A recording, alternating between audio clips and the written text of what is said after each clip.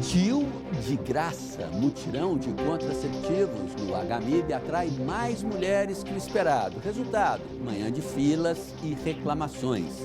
Violência, idosa que vendia balões em festa junina é arrastada por motorista. Nós conversamos com ela. Nova crise, Bolsonaro frita Joaquim Levy publicamente e recebe carta de demissão horas depois. A expectativa agora é saber quem assume a presidência do BNDES. Olá, eu sou o Sérgio Amaral e começa agora o Band Cidade, primeira edição.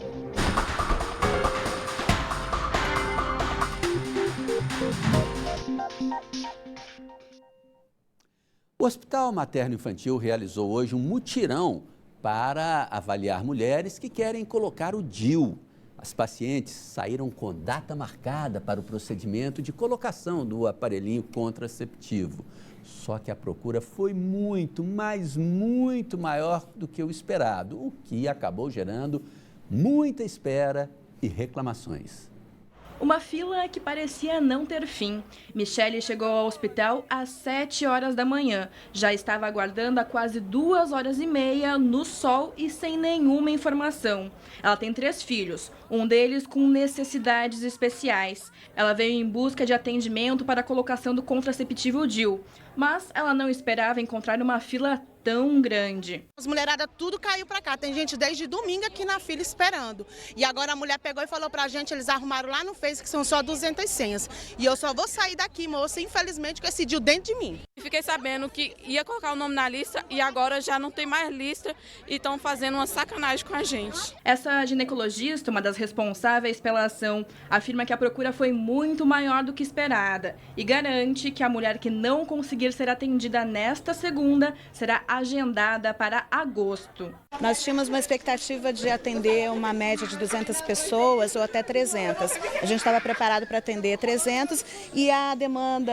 a resposta da população foi muito positiva e a gente já dobrou a expectativa de atendimento, a gente já está atendendo 450 pessoas. Né? Nós temos um momento educativo, um momento de uma palestra e agora a gente está fazendo atendimento individual e marcando os processos de mutirão, a inserção do DIU, né? A colocação do DIU é uma das maneiras de evitar a gravidez. Não há idade mínima para a colocação. A gente tem uma história clínica, uma anamnese, onde a gente faz as perguntas básicas pertinentes a classificar os pacientes de acordo com os critérios de elegibilidade da inserção do DIU. Existem esses critérios da Organização Mundial de Saúde, a gente fez uma ficha com perguntas que a paciente tem que responder. O DIU é um contraceptivo que atua no organismo de 5 a 10 anos. Uma das maiores vantagens é que ele pode ser retirado a qualquer momento. O dispositivo é uma pequena haste em forma de T colocada dentro do útero. Desde 2017, o Ministério da Saúde ampliou o acesso ao DIU de cobre na rede pública de saúde.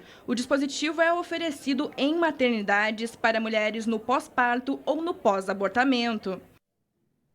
A direção do Hospital Materno Infantil informou que todas as mulheres que procuraram a unidade na manhã de hoje foram avaliadas.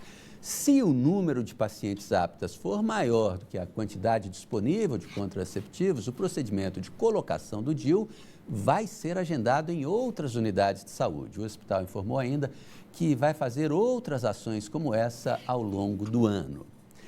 A expectativa para hoje é para o anúncio de quem vai ser o novo presidente do BNDES. Joaquim Levy se antecipou e pediu demissão no fim de semana depois de ser criticado publicamente por ninguém menos que o presidente da República.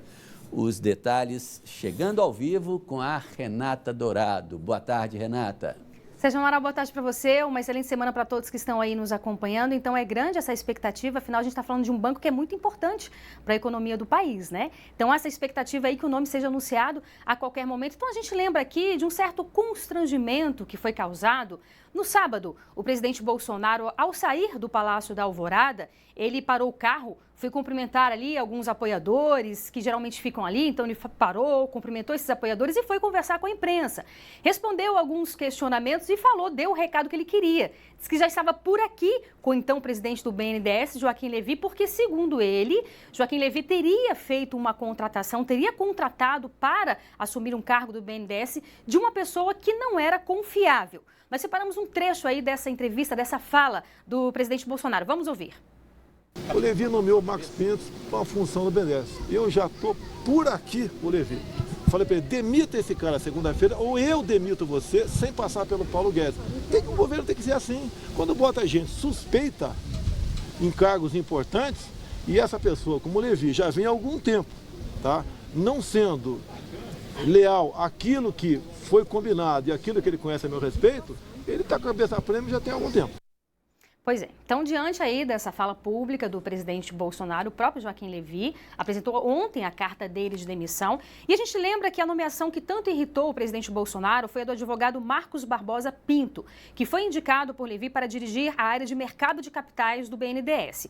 Ocorre que Marcos já havia passado pelo banco em gestões do PT. Mas aí a gente lembra aqui que o próprio Levy, ele também já passou em gestões do PT. A gente lembra que Joaquim Levy, ele chegou a ser ministro da Fazenda do governo da então presidente Dilma, também foi secretário de Tesouro do então governo, né, do presidente Lula, então ele já passou aí por essa seara. Ocorre, por que o ministro Paulo Guedes indicou Joaquim Levy? Porque ele é um nome muito bem aceito no mercado, né, e até teve uma repercussão negativa diante desse posicionamento aí do presidente Bolsonaro. Então agora fica essa expectativa para saber quem vai ser esse nome, a expectativa é que seja um nome da iniciativa privada, e uma última informação é que o partido Podemos, ele deve apresentar hoje um pedido de convocação de Joaquim Levy para que ele fale na CPI do BNDES. Nós vamos estar aqui acompanhando. Sérgio Amaral.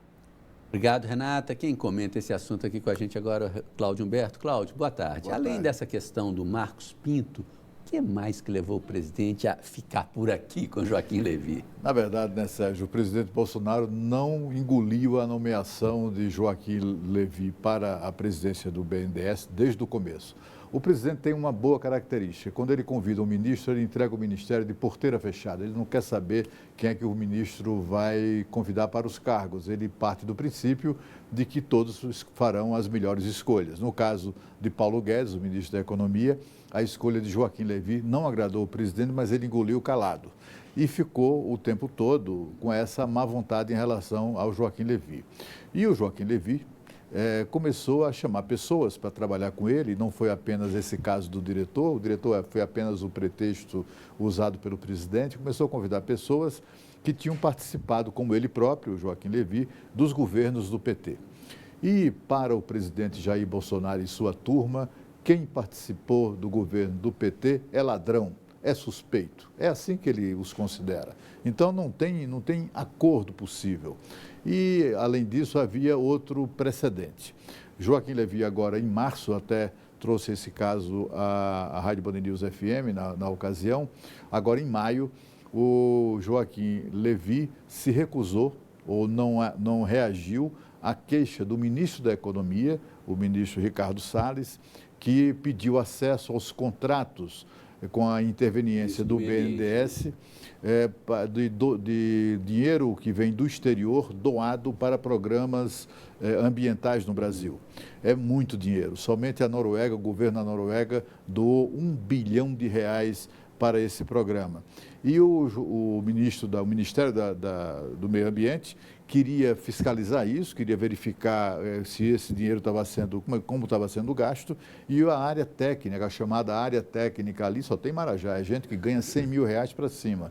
A área técnica do BNDES se recusou a dar acesso, abrir os contratos para o ministro do Meio Ambiente. Imagina a ousadia. Ele reclamou do Joaquim Levy, o Joaquim Levy não fez absolutamente nada. O ministro teve que recorrer à CGU, que tem também acesso ao contrato, para então finalmente saber que em 103 contratos, os primeiros 103 contratos verificados, estavam cheios de irregularidades, toda aquela montanha de dinheiro, mais da metade do dinheiro era gasta com consultoria, contratos de consultoria, com salários, enfim, uma bagaceira generalizada. E naquela ocasião, o presidente Bolsonaro ficou muito irritado já com o Joaquim Levy, pediu providências e ele não as tomou.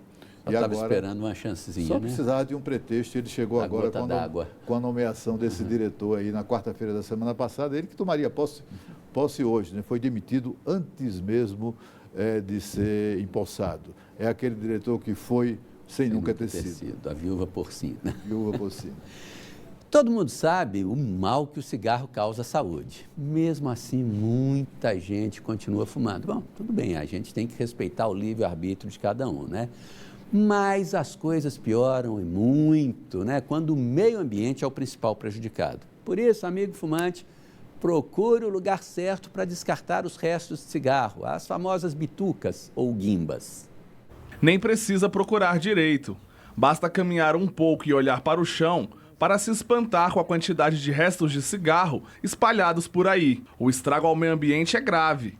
Uma bituca mal descartada pode levar mais de 1000 anos para se decompor. A bituca, ela não se dissolve de forma tranquila no meio ambiente. Ela se acumula, ela pode ir para os esgotos, né? E como ela é feita de um material que absorve água, ela incha, né? Então ela causa problemas de poluição, porque ela ajuda a entupir, né, os bueiros, ela pode ser comida pelos animais, pelos pássaros. O local correto são os coletores, né, nunca pela janela do carro, né, ainda mais Brasília nessa época de seca, né, a gente sabe que o cigarro é um dos fatores que causam as queimadas. Preocupados com o impacto desse péssimo hábito, estudantes de artes da Universidade de Brasília reciclam bitucas de cigarro. O projeto permite que o material descartado seja usado como matéria-prima para a confecção de outros produtos.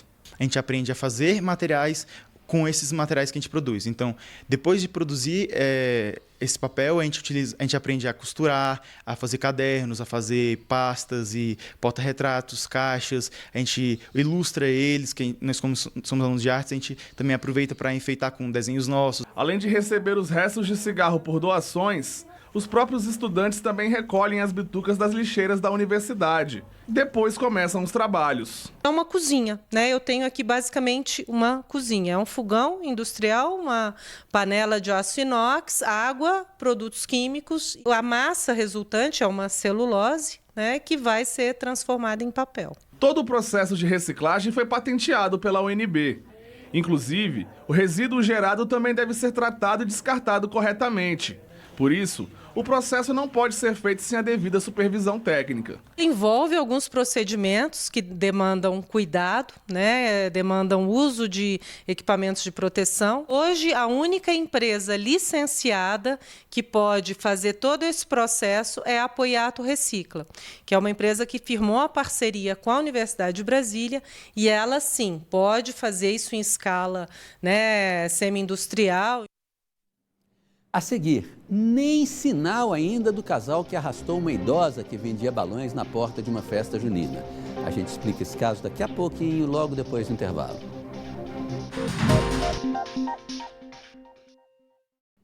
Olha só essa história. O que era para ter sido só mais um dia de trabalho para uma vendedora de balões acabou em violência.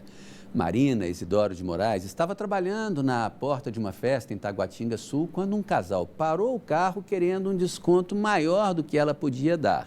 E foi aí que o motorista agarrou os balões e acelerou, arrastando a mulher de 63 anos por mais de 100 metros. Nossa equipe conversou com ela em casa, onde se recupera dos hematomas e do trauma. As marcas no rosto da dona Marina Isidora mostram a gravidade do que ela passou. 30 horas depois da agressão e já em casa, ela conta como tenta se recuperar de tudo que sofreu. Tô tomando remédio para dor, tudo, tô sendo medicada. Tá, dói assim, nos machucados ainda tá doendo. Minha mão também eu não consigo fazer nada, nem abrir uma torneira eu consigo. Mas a minha mente tá naquilo e eu não consigo esquecer. Eu tô traumatizada. A vendedora vendia balões quando um carro parou e pediu uma das mercadorias. Me perguntou os preços do balão e eu falei que era R$15. Eles achou que estava muito caro, pediu uma promoção. Eu fiz a 10. Aí o cara falou, não, eu quero 3, mas vou pagar só 20. Só que eu falei, eu não posso fazer isso porque não é meu os balões, o moço. E ele fechou o vidro, os balões estavam amarrados numa corda no meu braço e conforme ele fechou o vidro, ele me arrastou, saiu me arrastando pelo asfalto. E os balões amarrados no meu braço. Testemunhas acionaram a Polícia Militar e o Corpo de Bombeiros, que prestaram os primeiros atendimentos à Marina. Eu pensei que eu ia morrer. O capitão revelou que os ferimentos sofridos foram mais superficiais e que o lado emocional também foi abalado. Ela ficou abalada em função da falta de humanidade dessas pessoas, que ela está ali, uma senhora trabalhando honestamente, né, autônoma e de repente, sabe assim, se vê furtada, né, se vê, sabe, maltratada, é complicado isso. O caso foi na noite do último sábado, no fim de uma festa junina que acontecia em uma escola particular. Ele foi registrado como lesão corporal, mas o dono do carro ainda não foi encontrado. A idosa quer justiça e espera que os responsáveis paguem pelo que fizeram. Eu quero que eles encontrem ele e, se for preciso, eu vou ficar cara a cara com ele. Entendeu? Eu quero justiça. Não vou deixar isso barato. Não pode mesmo, né, Cláudio? Não dá nem para explicar. É covardia, é o quê? É uma coisa que não é de humano, né? Crueldade, né? Como disse o oficial do Corpo de Bombeiros, é uma desumanidade. Essa senhora, apesar da idade, é obrigada a trabalhar. Ela tem que ir à luta, ela tem que vender balão. Tem que vender balão para levar algum dinheiro para casa.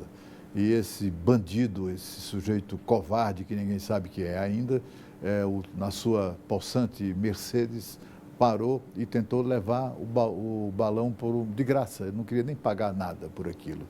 Tanto assim que arrancou, levando embora, só que os balões estavam presos no pulso dessa senhora. Ela acabou sendo arrastada dessa maneira. A polícia tem não apenas de identificar, como já identificou, já tem o nome do bandido, como prendê-lo e mostrá-lo. Tem que exibir a cara desse covarde. Isso não pode ficar assim. Só nesse fim de semana, quase 300 pessoas foram flagradas dirigindo depois de consumir bebida alcoólica. Um dos casos foi filmado pela PM. No sábado, um motorista bêbado furou uma blitz, tentou derrubar um policial e fugiu. A perseguição pelas ruas do Riacho Fundo durou quase 20 minutos. As imagens são da polícia militar e mostram o início da perseguição. O policial está na cola do carro vermelho que fugia em alta velocidade pela DF-001 no Riacho Fundo. Em um determinado momento da filmagem, o carro para no balão da cidade. O policial pede para o motorista descer. Desce do carro, meu, desce do carro, vai. Mas ele acelera e foge novamente. O policial pede então reforço. Copom é 1583, prioridade. A perseguição continua em uma estrada de chão da região. O motorista só parou quase 20 minutos depois e perto da quadra 601 do Recanto das Emas.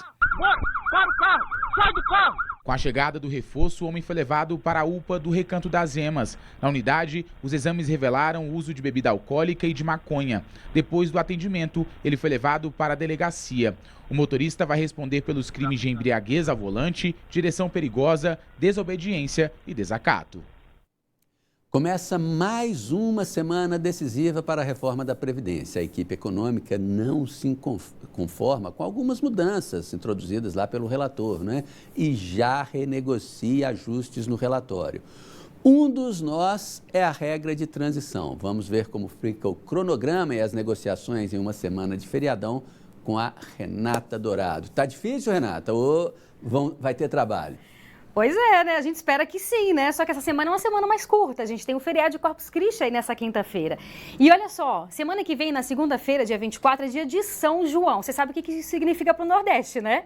É festa aí a semana inteira. Então, um grande desafio também vai ser conseguir trazer essa bancada, especialmente do Nordeste, para vir trabalhar na semana que vem aqui no Congresso Nacional, para que possa seguir esse cronograma. Então, qual é o cronograma? Inclusive, o presidente da Câmara, Rodrigo Maia, já disse que sim, que vai ser seguido. Então, a ideia é que essa comissão especial analise esse texto apresentado pelo Samuel Moreira, deputado Samuel Moreira, até o final deste mês, para que, no começo de julho, o texto seja enviado para o plenário da Câmara dos Deputados, para que seja votado antes do recesso. Daqui a um mês, então, tem esse recesso. Então, a ideia é correr contra o tempo para conseguir tudo isso.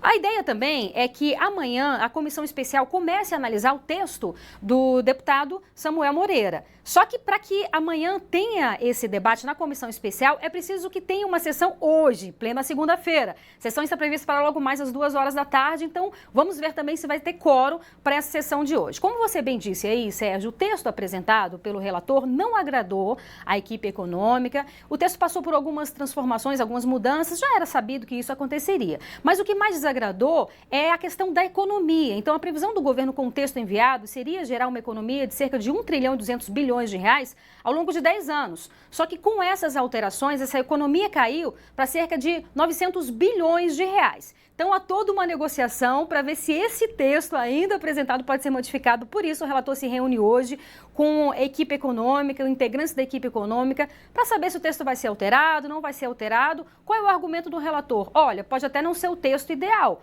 mas é o texto que eu acredito que seja analisado, que seja aprovado, tanto na comissão especial quanto no plenário. Isso porque ele analisou aí, a gente lembra, vários requerimentos, várias propostas de alterações de vários deputados. Então, ele fala que é o texto possível de ser aprovado. Então, a gente vai ficar aqui acompanhando também essas negociações aí em torno dessa reforma tão esperada pelo governo, que é a reforma da Previdência. Sérgio. Obrigado, Renata. Pelo governo, não, pelo país inteiro, né? Ô, Cláudio, eu fico imaginando aqui, você, como bom alagoano, também curte as festas juninas, mas está aqui trabalhando, né? É difícil para os nobres parlamentares conciliarem a agenda de festa com a agenda de votação? Não, difícil digamos assim, vencer a preguiça, né? Porque a conjugação do verbo trabalhar no Congresso Nacional é muito complicada, é uma questão, às vezes, até meramente virtual, né?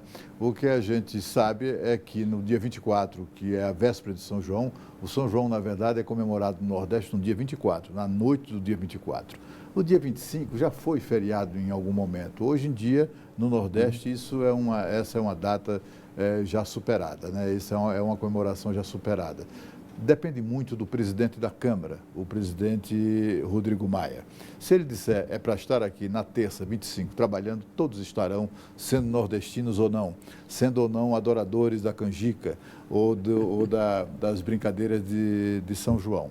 Isso é uma falácia se imaginar ou se atribuir, digamos assim, à bancada nordestina esse tipo de coisa. Agora, o presidente da Câmara é que manda, né? Se ele jogar pesado e disser, eles todos estarão aqui. O presidente da Câmara precisa zelar mais por isso, né? Ele, por exemplo, ele não fez nada para impedir o lobby de funcionários da Câmara dos Deputados, que fez com que a economia com a reforma da Previdência perdesse 100 bilhões de reais. São 30 bilhões na regra de transição, que foi mais amena para os funcionários da Câmara dos Deputados, e isso vai representar um gasto suplementar para o cidadão que paga impostos de 30 bilhões. Só que para viabilizar esses 30 bi dos funcionários da Câmara dos Deputados, foi necessário abrir também exceções para outras áreas. No fim das contas, daquela economia que se esperava, somente 100 bilhões de reais decorre desse lobby criminoso da Câmara dos Deputados para sabotar a reforma da Previdência.